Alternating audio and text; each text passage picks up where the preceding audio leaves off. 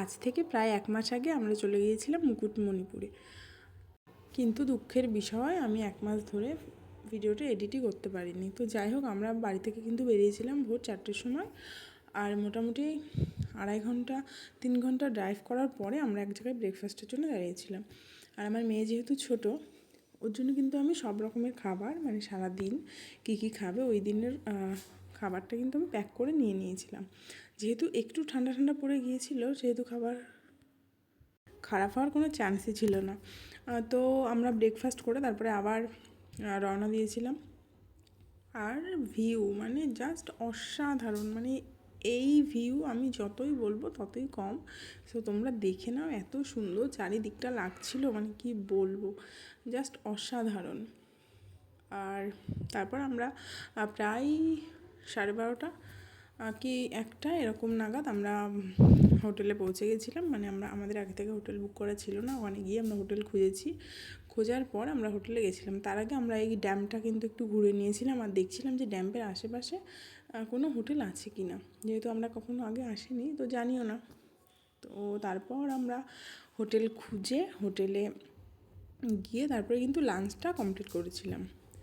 আর এখানে একটা জিনিস, যেটা হোটেল খুঁজতে খুঁজে একটা গ্রামের ভিতরে আমরা ঢুকে যাই, আর গ্রামটা এত সুন্দর, মানে এত ভালো লেগেছে আমার।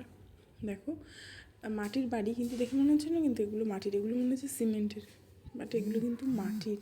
আর আমার সত্যি ভীষণ ভালো লাগছিলো দেখে না, আমার এত কি বলবো, আমি জাস্ট এই ফিলিংটাই আমার অন্যরকম আসছিলো। তো যাই হোক, আমরা খেতে বসে গিয়েছিলাম। আর ওখান থেকে আমরা সেই দিন বেশি কিছু পাইনি, যেহেতু লেট হয়ে গেছিলো। ডাল ছিল, আলু পোস্ত ছিল আর ডিম ভাজা। তারপর আমরা একটু রেস্ট নিয়ে, বেশ ঘন্টাখানি রেস্ট নিয়েছি। রেস্ট নেওয়ার পর আমরা ওখান থেকে একটু আশেপাশে ঘুরে নিয়েছিলাম। যেহেতু আমাদের ওখানে থাকার কোনো প্ল্যানিং ছিল না, নেক্সট ডে আবার আমরা রিটার্ন মানে বাড়ি চলে আসবো এই প্ল্যানিং ছিল আমাদের। তো আমরা ওখান থেকে কিন্তু আশেপাশে একটু সাইট সিনগুলো দেখছিলাম। এখানে খুব একটা দেখার কিছু নেই, তবুও কিছু কিছু জিনিস আছে যেগুলো দেখার। আর আমি বলবো এই জায়গাতে যারা যাবে তারা মানে নিজেদের গাড়ি নিয়ে গেলে না আমার মনে হয় বেশি কমফোর্টেবল। আর বাচ্চা থাকলে তো গাড়ি একদমই মাস্ট এই সব জায়গাতে। কারণ আমার মনে হলো যে এত চারিদিকে এত জঙ্গল, সন্ধে হওয়ার পরে কোনো রকমের কোনো মানে রাস্তায় কোনো আলো নেই, লোক নেই, মানে একটা কী বলবো, একটা ভয় ভয় তো কাজ করেই। একটা ফ্যামিলি নিয়ে গেলে আরও, মানে যে ফ্যামিলির গার্জিয়ান থাকে তার উপর আরও রেসপন্সিবিলিটি বেশি থাকে যে ফ্যামিলিটাকে সেভ রাখার জন্য। তো সে তো সব মিলিয়ে অভিজ্ঞতা ভালোই ছিল।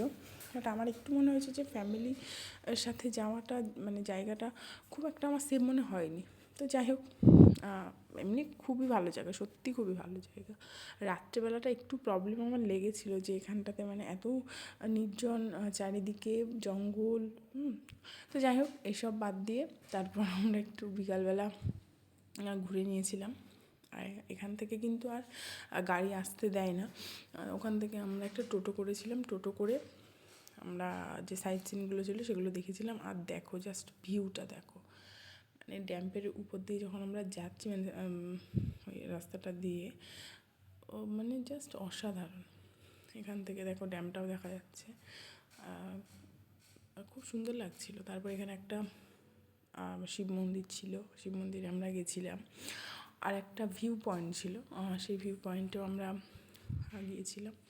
তো সব মিলিয়ে এক্সপিরিয়েন্স আমাদের ভালোই ছিল, যেহেতু আমরা আরও নিজেদের গাড়ি নিয়ে গেছিলাম বলে আমার মনে হয়েছে যে আমরা মানে আমার অ্যাকচুয়ালি আমার বরের খুব ড্রাইভিংয়ের খুব মানে শখ।